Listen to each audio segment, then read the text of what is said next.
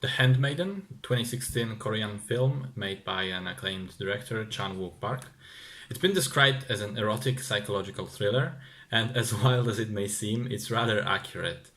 So the movie is a period piece. It takes place in Korea during the Japanese occupation, so somewhere between 1910 and 1945. A conman operating under the guise of Count Fujiwara sends his accomplice Suki to become and act as a handmaiden to a Japanese lady named Hideko. Now, Hideko is an heir to a monumental fortune, and she lives with her uncle in this epic mansion that combines the styles of Japan and England. She is essentially a prisoner in her own house, never gets out.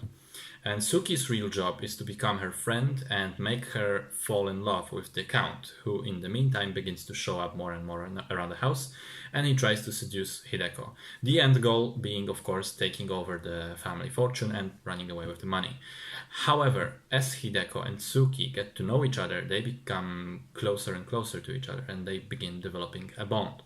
Now, I won't say anything more about the plot because I don't want to spoil anything. A large part of the movie's charm is trying to discover the story yourself and be surprised by what's going on.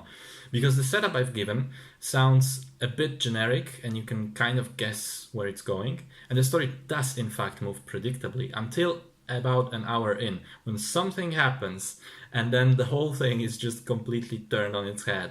And suddenly you don't know where the story is going to go, where it's going to take you, and it's just completely engrossing. Again, without any spoilers, it's a terrific tale about manipulation and control over yourself, but also over others. It has these themes of deception and secrets within secrets within secrets, mounting up on layer after layer. And even when you think, okay, that was the twist or the twists, I know what's going to happen now, and the movie just keeps surprising you over and over again. And not in a stupid, made-up way, as it often is with plot twists. The way the story is designed and the way that it moves forward, two very different things here, is extremely intelligent and creative. All of the pieces make sense when put together and you really buy into the story. There's a lot of little details, visual but also in dialogue, that are scattered throughout the first half of the film especially, and then you have the payoff for almost every one of them.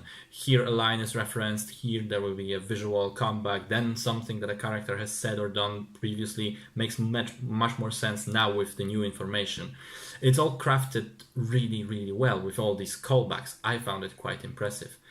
Going back to the plot, despite the fact that it is a rather somber and serious drama, I wouldn't really call it a thriller. It does have a couple of really funny moments and equally dreadful ones in there. The film certainly knows how to play with the emotions of the audience. From the technical standpoint, there really is nothing to criticize. The acting, the cinematography, the way the camera is placed and moves around, the music, the sets. The movie has no weak points really. And it's such a rare thing to me to watch a film and to become so enraptured by it that on the one hand I'm in awe and I'm on the edge of my seat because the story is so engaging, and on the other hand I'm just smiling wide because I know I'm in the presence of true art. And this was certainly one of those moments.